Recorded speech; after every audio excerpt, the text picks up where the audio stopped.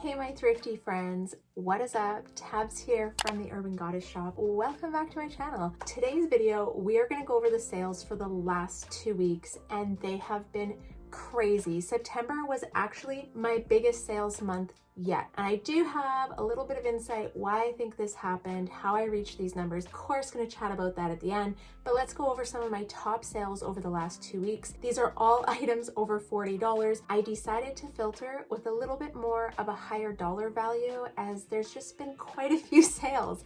I sold a lot of items between 2 live auction sales. I sent out over 100 pieces. To go over all of this would just be too much. Let's break this down. First item is a bread and butter brand, something that I love picking up because they're known for good quality pieces. It was an Eddie Bauer green cotton knit men's pullover in a size extra large and it sold for $40. I'm still grabbing these. I'm not giving up on Eddie Bauer. If I can source them cheap, I will grab them.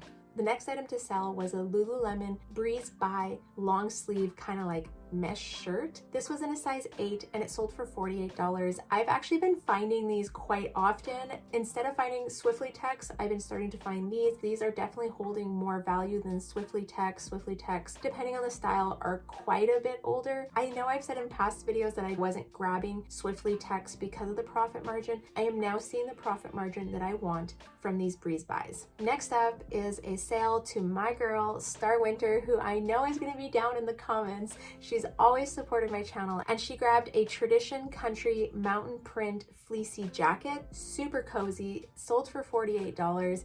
And then she also left like a really sweet love note, fast shipping in beautiful condition. Can't wait for the chilly fall reading nights coming up. Oh my gosh, this is like the perfect fall reading jacket. I hope you love it. It honestly was like next to new. I don't even think this jacket had been worn. Fantastic item. Next up is an Aritzia Wilfred Chevalier black blazer jacket. This was in a size 8 and it sold for $76. I had just sourced this and I was actually questioning whether it would sell because I thought it wasn't a current style, just kind of on, I think the sleeves, like there was a few things that I was like, I think this is a little bit older, but when I searched the comps up on Aritzia, it was very much a current jacket. And I think the retail pricing was somewhere around $200, which I was so shocked when I came across that. So there's no wonder that this sold really quickly. And for $76, everyone is looking for new blazers, new office wear, especially if they're being sent back to the office and they've been working at home for the last 2 years. I am starting to see more business wear starting to sell. Adding it to my kind of like mental list when I'm outsourcing, safe bets on Aritzia blazers, especially if they're only, 4 to 5 years and current. I don't think I would go much past 5 and I'm probably shooting for like less than 3. Next up was an Aran Moore 100% merino wool cable knit cardigan sweater. I love these. Fantastic quality, very unique. They're very well made. They usually come in neutral tones and they just sell well. So this item sold for $90. I did have it priced a little bit higher than I would normally price these, but I knew going into fall that this was going to be an item that people were looking for right now. So I wanted to cash in on it. I wanted to make sure that I had good pictures, that the item was showing very well. And I think I did. When you're selling kind of unique items like this, really make sure your pictures are good. Have good close-ups of how the knit looks, the tags, anything that you think is important. Neutral tone, like natural fiber, chunky knit, cable knit sweaters.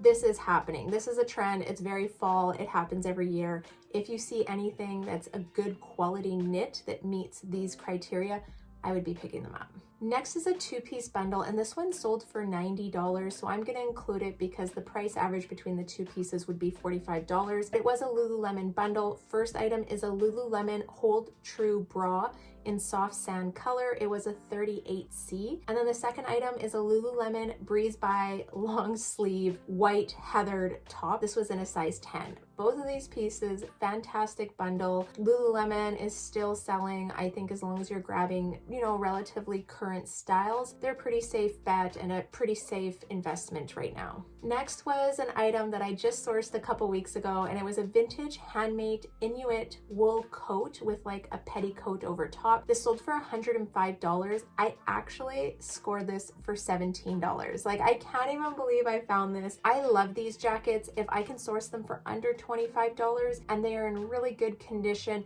I'll grab them. I think one of the big things that this jacket had going for it was that it was green and black, very fall toned. I don't know if it would have been like pink or more neutral colored, like sandy, I don't know, or like spring colors. I don't know if I would have grabbed it.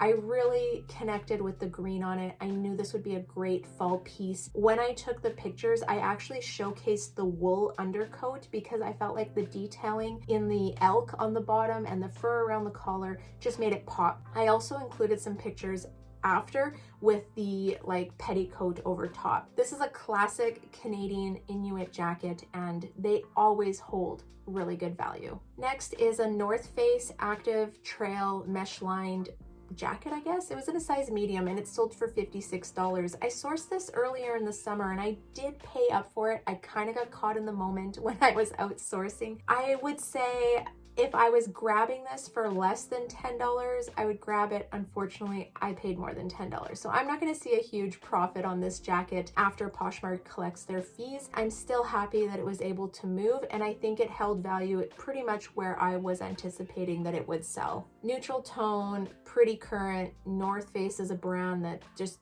does well, holds really good value. I'd be grabbing jackets like this. Next is a two-piece bundle. This sold for $110. Great average price for each item. That would be about $55. First item is a pair of Lululemon on the fly pants in a size 8. And the second is Lululemon in-depth white joggers in a size 8 as well. The first ones I knew was a good buy. I knew that they would sell. On the fly pants are doing very well and they're consistently selling in my closet right now. But the white joggers, I grabbed them because I was caught up in the moment and I was like, oh my God, these are in next to new condition. I got them for a good price, but I don't grab a lot of white Lululemon pants just because I find they're a little bit risky and the people looking for those are much smaller than like blacks and dark colors, things like that. It's kind of like those bright colored Lululemon leggings. Not as many people are looking for them. So this is a little bit more of a risky investment. It turned out well for me. Happy to see that item getting the heck out. Next is a Billabong Southwestern flannel button-down top in a size medium. And this went to my girl, Carolyn. Carolyn is Hermoines Finds. She is a strong supporter of my YouTube channel. Thank you so much. It's such a fabulous piece. And I knew that this item would be appreciated by the right person. She left me a lovely love note and it says, thank you for the awesome sale, Miss Tabs. Love the shirt, love your closet. Everyone should purchase from you. You're making me blush. Oh my gosh. Yes, I definitely pride myself in quality pieces, everything being in really good condition. Yes, I'm happy she liked this because this is a shirt of my heart. Like, if this was my size, I probably wouldn't have sold it. Next up is a pair of Lululemon Wonder Under tights. These were in a size 8. They sold for $56. Lululemon, I find, is kind of hit and miss, size dependent. I definitely am trying to not source anything in like size 2 and 4 and probably keep them size 6 and up right now. And then also like the larger sizes going past size 12, I'm finding those are a little bit slower movers too, but I think it's because Lululemon has some really good sales on plus size Lululemon right now. So if someone is shopping online, they're probably getting a better deal on the Lululemon website than what we can provide reselling. Next up was a pair of Sorel Tivoli tan leather insulated boots. These were in a size 7.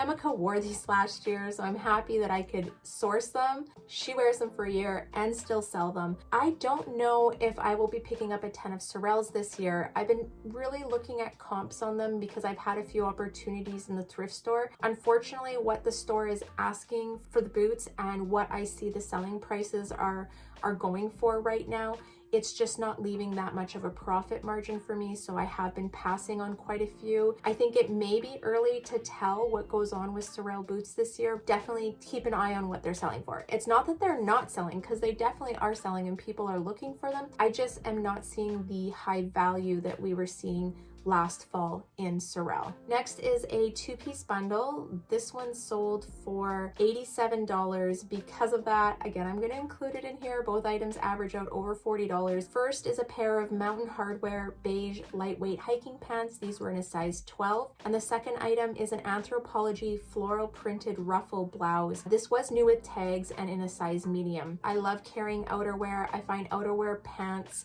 Mountain Hardwear especially, is one of those kind of sleeper brands, but I do find that they hold some value if you're getting a really good cost of goods on them. Anthropologie, I love them. I did some online sourcing to get some new with tag stuff. I'm happy to see some of the pieces moving. Some of them I felt like I maybe took a risk on. They're a little bit more of summer pieces. When I see them moving along throughout fall and winter, I'm happy, but was quite content to sit on the investment until spring. Next is a pair of Hudson jeans. These were khaki green, high rise, wide leg, size 25.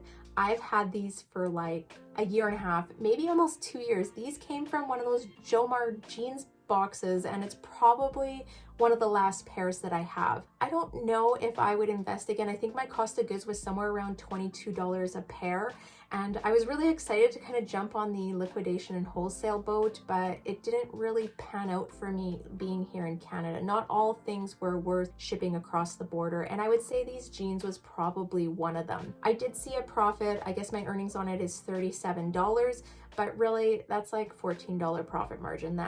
That's not where I want to be with these kind of items. At least I made some money on it. Next is a pair of Lululemon Studio pants. These were unlined and in a size 2. They sold for $40. I feel like they're starting to go down in value. I do have a couple. I think I have maybe 2 more pairs in my closet. In the summer, they were selling really well, but I don't know if that trend is starting to wane off. Also could have been the size being a size 2. Not really sure on these ones. Next is a vintage orange brown plaid wool blend. Not a shacket, but like a shorter jacket, I guess. It wasn't a size 14. This sold for $52. I sourced this probably a couple months ago and was really regretting it after. I was like, maybe this isn't really a piece that will sell well.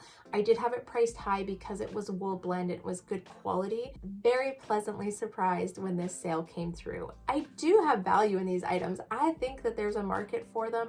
I definitely can base pricing on material content and then how is it made? Is it a good quality piece? And this kind of met that criteria. It didn't meet by brand, but it met by style and color. Next up is a vintage grandpa knit crew neck sweater. This was in a size large. It sold for $52. I'm loving the vintage grandpa and dad sweaters, especially like from the 80s. I think they're really cool, very on trend. They also meet kind of like that academia keyword, I think. They could be worn, you know, with a black skirt and dark leggings or dark tights kind of thing.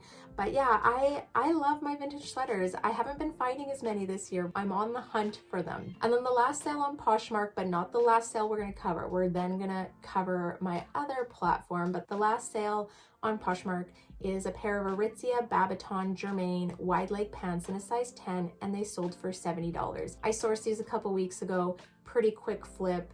Knew that they would because they were the wide leg trouser pants. They were also in a size 10. I did have some pretty low offers on these, but I really stood strong on what I wasn't willing to accept, and I wasn't willing to go below $70 on these. I had them priced high. $70 was kind of my bottom line. All right, let's go over the other platforms. So I recently started selling on Whatnot. It's another kind of income stream that I'm looking into. I'm really enjoying it. I think there are some rules if you're going to start selling. I'm gonna pop a video up here. This is my experience after my first sale and my takeaways. Make sure you give it a watch if you are on the fence or you're thinking of doing your first live show. I think this would also apply if you were selling on Poshmark. There's some tips in here, so definitely worth a watch. Now, we're just going to go over the sales that were over $40, but keep in mind this is $40 USD. So this is an American, not Canadian. There's probably other sales that would have met $40 Canadian, but rather than doing the whole conversion thing, I'm just doing over 40 USD. First item was a Fajal Robin fleece jacket in a size large, and I found it in my death pile. It just needed to have a little bit of sweater shaving. There was like a small amount of pilling, but I kept putting it off. This item sold for $43. I sourced it for a good deal, so I was happy to see it sell quickly. Next item to sell in the same Whatnot sale was an Aritzia Amel blazer dress. This was in a size 2 and it sold for $41. Another relatively quick flip. I had just found this, I think like 2 or 3 weeks ago. So I did have quite a few likes on it on Poshmark, but kind of just wanted to flip it through, see how it would do in my Whatnot sale. Next up is an Aritzia Babaton Power Hip blazer. This was in a size 8. It currently retails for $198 and it sold for $51 USD. I sourced this at the same time as that other black blazer that showed up earlier in the video, and I put one onto Whatnot and one into Poshmark. And really with the conversion between USD and Canadian, they sold for very similar prices. Next up is a Patagonia Cinchilla fleece pullover sweater, I guess. It wasn't a size large and this sold for $61 USD. It was really cool to watch the bidding on this one. I'm happy it went for what it did, and I had just sourced this the day before, so a nice really quick flip. And then the last item from this sale, we are going to cover my second Whatnot sale, was a Lululemon City Stroll pastel jacket in a size 4, and that one sold for $46 USD. Okay, I'm going to take you guys over to my next sale and we'll see what sold from this one. First up from this second sale was an Aritzia Wilfred Babaton wool jacket in a size medium. It sold for $66 American. Very happy with that. I will be looking for more Aritzia jackets, and I did start the bids at $35. Most of the items in my sales, I'm starting at whatever my cost of goods is plus the fees of Whatnot. That way, worst case, I'm breaking even, and it's actually been working in my favor. I haven't lost money on any items. There's definitely items that no one's bidding on, and I'm okay with that. I'm gonna run it. If no one wants to start there, cool. I'm gonna keep it in my Posh closet. But there's lots of items that I think are really good points to start the bidding on, and even if they make, you know, $5 or $10, that's $5 or $10 in 1 hour, or, you know, in 2 hours that I'm being able to flip onto the product. And then the last item from my Whatnot sale that I'm going to toss on here, it is just below $40. I'm happy with it. It was an Aritzia Babaton Luxe Cashmere sweater in a size large, and it sold for $38. So these are all fantastic sales. Please keep in mind there were a ton of items that also sold in these two sales that were less than $40. I sold over 100 items. Very, very happy with the last two sales. And I think this was definitely something that added to what I made in September. So approximately in September, my gross sales were $7,200. Everything's been listed on Poshmark. Anything that you're listing into other platforms doesn't take away from Poshmark, it just adds to the sales. So I think on Poshmark, I still had a pretty strong month in September.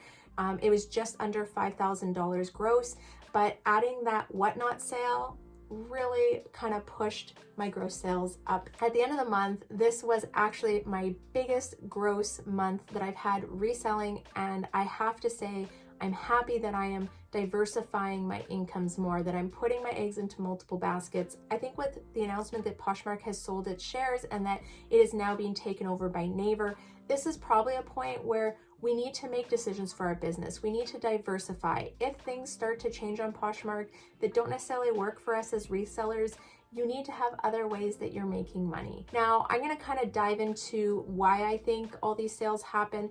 I did up my listings. I was putting out 50 a week, which is pretty high considering that I'm only listing 2 days a week. The last 2 weeks of September, I actually slacked on that because I just started sourcing for Whatnot, and everything that I sourced pretty much was going straight into my Whatnot sales.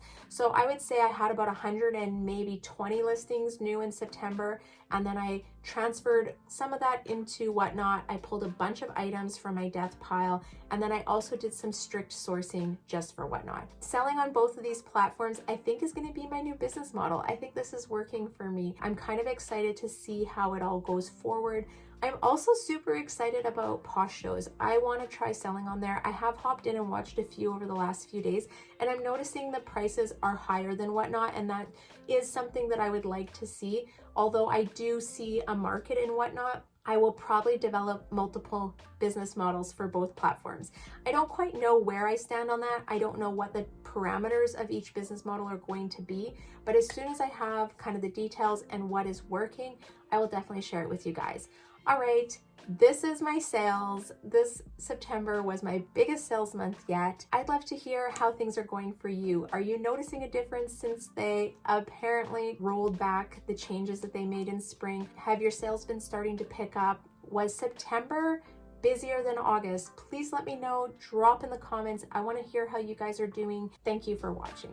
All right, guys, I am wishing you all many sales, and I'll see you next time. Bye.